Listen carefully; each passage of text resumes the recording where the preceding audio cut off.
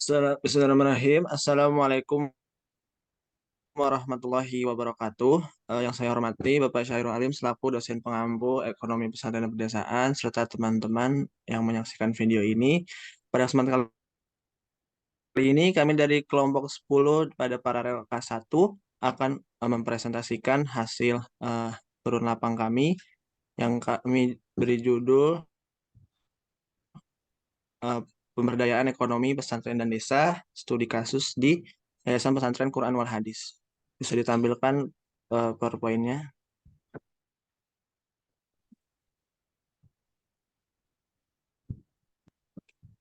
Ya, baik, kita ke next slide. Ada anggota kelompok dari kelompok 10. Yang pertama ada Saudari Noreski Juliarti, lalu ada Arindia, yang ketiga saya sendiri Raffiadi, lalu yang terakhir ada Anggi Trivinza. Boleh di next. Oke, baik. Yang Ya, pertama untuk ada Oke, baik. Yang pertama ada background atau latar belakang dari penelitian kami. Yang pertama itu pesantren adalah lembaga pendidikan Islam tertua di Indonesia yang awal mula berdirinya di Pulau Jawa dan memiliki sistem belajar dan mengajar yang berbeda dari lembaga pendidikan formal lainnya. Nah, berdasarkan data yang diperoleh dari Kementerian Agama, tahun 2022 jumlah pesantren di Indonesia mencapai 26.975 yang tersebar di beberapa provinsi dengan total santri sebanyak 4,8 juta orang. Nah, di sini ada grafik jumlah pesantren ya berdasarkan provinsi di tahun 2022. Yang paling banyak itu terletak di Jawa Barat dan yang paling sedikit itu di Sulawesi Selatan. Oke, boleh di next. Nah, pesantren kota versus desa. Apa sih bedanya gitu ya? Di Indonesia, pesantren dapat dibedakan menjadi dua jenis berdasarkan letak geografisnya, yaitu pesantren perkotaan dan pesantren pedesaan. Menurut Salsabil dan Munici 2019, perbedaan antara pesantren perkotaan dan pedesaan sebagai berikut. Yang pertama, dari segi bangunan, di pesantren perkotaan itu biasanya bertingkat karena keterbatasan lahan. Nah, kalau pesantren pedesaan itu bangunannya memanjang ke samping. Kemudian kalau di kurikulumnya, kalau di pesantren perkotaan itu lebih ditekankan ke ilmu umum, terus ilmu bahasa asing seperti ada bahasa Arab, Inggris, Jepang, Mandarin dan lain-lain. Kemudian baru ilmu agamanya. Kalau di pesantren pedesaan itu lebih banyak ditekankan gitu di ilmu agama, kemudian ilmu umum, baru ilmu bahasa asing yang biasanya cuma bahasa Arab aja. Kemudian di teknologi, di pesantren perkotaan itu menggunakan teknologi sesuai perkembangan zaman. Tapi kalau pesantren pedesaan biasanya itu tidak memperbolehkan santrinya menggunakan barang elektronik, HP dan laptop gitu ya. Kemudian dari segi penerimaan santri di pesantren perkotaan itu sistem seleksi dengan berbagai tes ujian. Kalau di pesantren pedesaan itu tidak ada seleksi. Next. Nah, kemudian masalah gitu ya, masalah yang ada di kota versus di pedesaan gitu ya. Yang pertama, kalau di perkotaan itu minat mempelajari ilmu agama semakin menurun. Kemudian gangguan kesehatan mental atau mental health dan banyak tindak kejahatan oleh anak di bawah umur atau generasi muda. Nah, peran pesantrennya itu biasanya itu lebih menekankan kepada pendidikan karakter, pendidikan self motivation psikologi, kemudian pelatihan berbagai skill, misal entrepreneurship, editing, berbahasa asing dan lain-lain. Tapi kalau di pedesaan ini beda ya problemnya gitu masalahnya. Nah, lebih ke pengentasan kemiskinan dan kesenjangan pendapatan antara masyarakat pedesaan dan perkotaan. Apa sih peran pesantrennya gitu ya dalam di pedesaan gitu? Pertama itu bisa mengadakan pelatihan mengenai pengoptimalan potensi ekonomi desa, kemudian membentuk badan keuangan permodalan seperti BMT dan BWM, dan yang ketiga ini mendirikan lembaga keuangan sosial gitu ya, seperti lembaga zakat atau wakaf.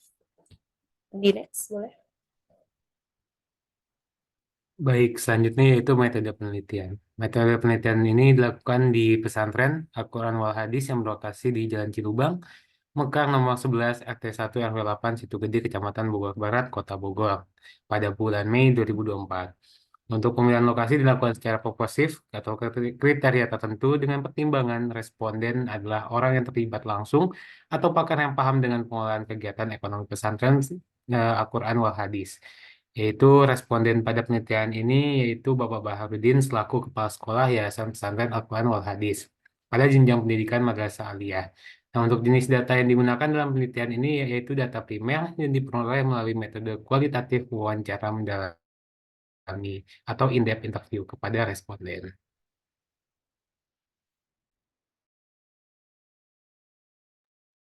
Oke, baik. Berikutnya masuk kepada hasil dan pembahasan dari penelitian kami di subtopik pertama, yaitu profil singkat tentang yayasan dan pesantren. Nah, Yayasan Al-Hitsam Pesantren Pondok Pesantren Al-Quran Wal Hadis ini berdiri pada tahun 1994 di atas tanah wakaf, dan selama masa berdirinya di tahun 1994 hingga saat ini telah mengalami 3 kali pergantian kepala yayasan.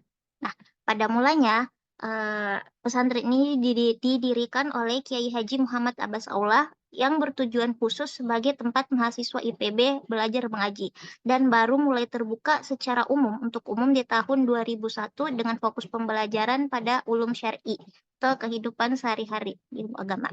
Nah, Yayasan Al-Hitsam ini membawahi 4 lembaga yang terdiri dari Pondok Pesantren Al-Quran Wal Hadis itu sendiri, Madrasah Aliyah Al-Hitsam, Madrasah Sanawiyah Al-Hitsam, dan tempat pengajaran Quran Al-Hitsam.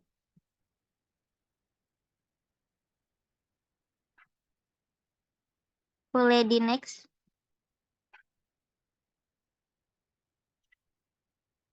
Nah, untuk ekonomi pesantrennya kami membagi menjadi 3 bahasan. Yang pertama terkait sumber dana. Nah, sumber dana utama pesantren ini berasal dari iuran SPP, bantuan pemerintah, dan donasi para donatur seperti halnya yayasan, lembaga swasta, dan pemerintah lainnya. Nah, yang kedua yaitu sumber dananya berasal dari penghimpunan dana yayasan yang memiliki pendapatan tambahan dari unit usaha yayasan itu sendiri.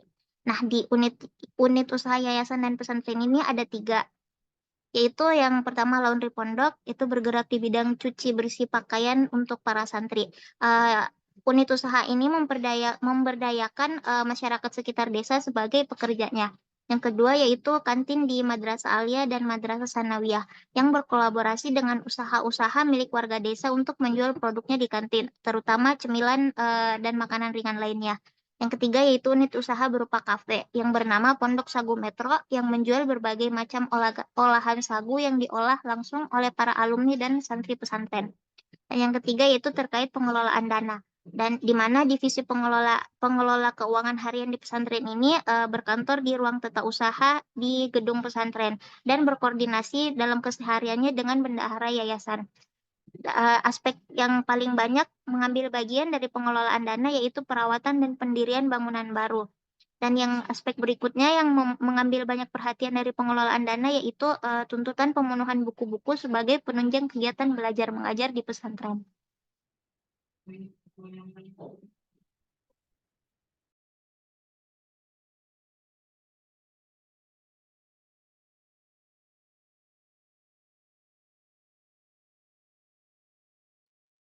Yang tinjauan selanjutnya adalah terkait ekonomi pedesaan, di mana desa suka desa situ gede itu tinjauan dari profesi masyarakatnya ini memiliki pekerjaan sebagai pegawai, petani, dan wirausahaan.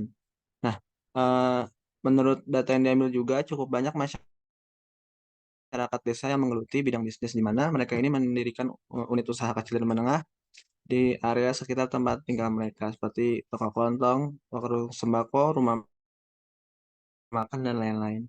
Nah, selanjutnya apa saja bentuk kolaborasi pesantren dan warga desa dari pesantren Al Hadis dan desa Situ Gede ini? Di mana yang pertama ada kolaborasi berupa penggunaan fasilitas pesantren khususnya kantin untuk warga sekitar yang berjualan. Lalu yang kedua adalah pemberdayaan masyarakat sekitar sebagai pekerja di pesantren itu, antara lain pekerjaan untuk memasak, mencuci, dan kebersihan semuanya menggunakan tenaga kerja dari warga sekitar. Dan yang terakhir ada penyelenggaraan acara tertentu seperti bazar barang murah yang ditujukan kepada warga masyarakat sekitar. Lalu ada acara pembagian takjil setiap bulan Ramadan dan pembagian hewan kurban pada Idul Adha. Lalu selanjutnya kolaborasi dengan aparat pemerintah setempat yaitu kelurahan atau aparat desa, di mana uh, utamanya ini kerjasama di bidang keagamaan, di mana desa warga masyarakat sekitar meminta personel-personel dari pesantren ini untuk menjadi imam salat berjamaah atau khatib salat Jumat dan menjadi pemateri pada kajian rutin keagamaan di masjid sekitar seperti itu.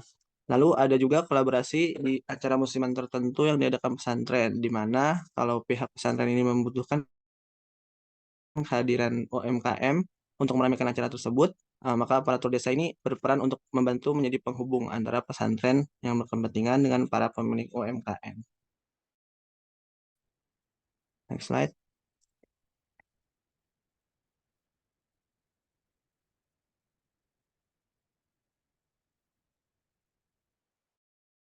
Selanjutnya, tinjauan mengenai ekonomi syariah yang telah diimplementasikan di pesantren.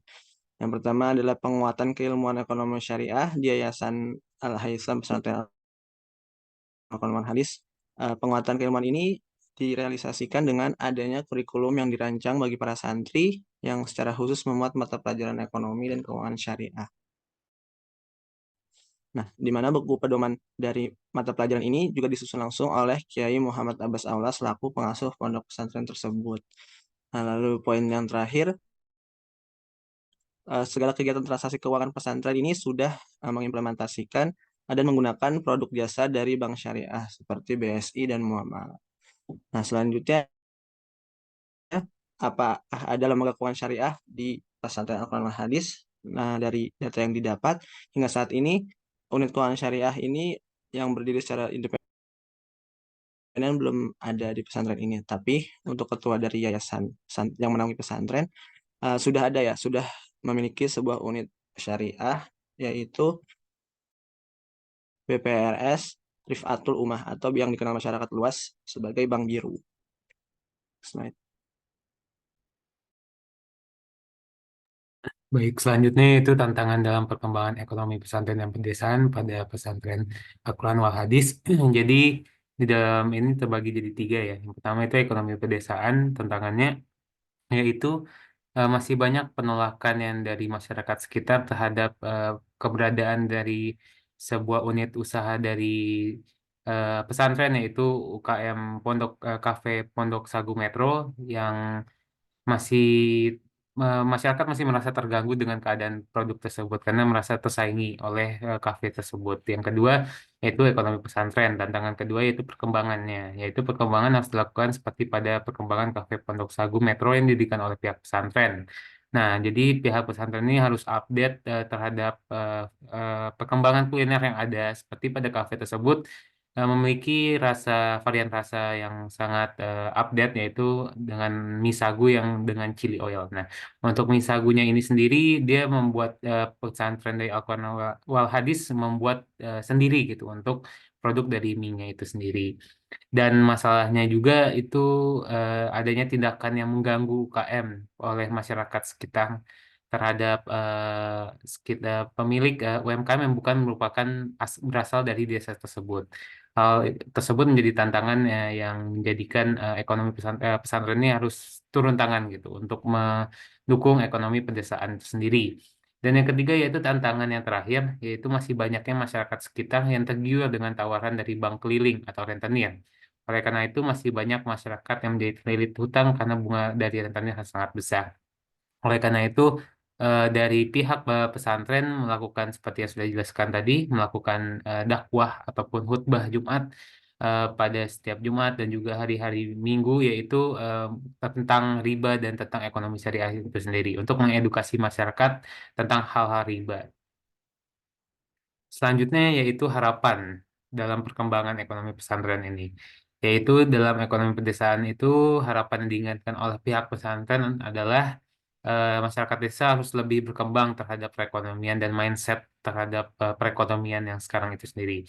Jadi masyarakat desa harus lebih aware terhadap perkembangan ekonomi yang baru seperti lebih menerima UMKM yang ada di sekitar dan saling support UMKM. Dan yang kedua itu ekonomi syariah. Tentunya harapan yang paling utama itu meningkatkan terhadap penggunaan ekonomi syariah di dalam kehidupan sehari-hari. Hal ini masih terbukti masih kurangnya edukasi masyarakat terhadap apa itu riba, apa itu utang, dan lain-lain. Hal ini yang menjadikan dasar bahwa masyarakat desa masih sering mengutang kepada bank keliling atau rentenir itu sendiri. Nah, untuk langkah preventifnya juga sudah dilakukan seperti dakwah dan khutbah Jumat itu.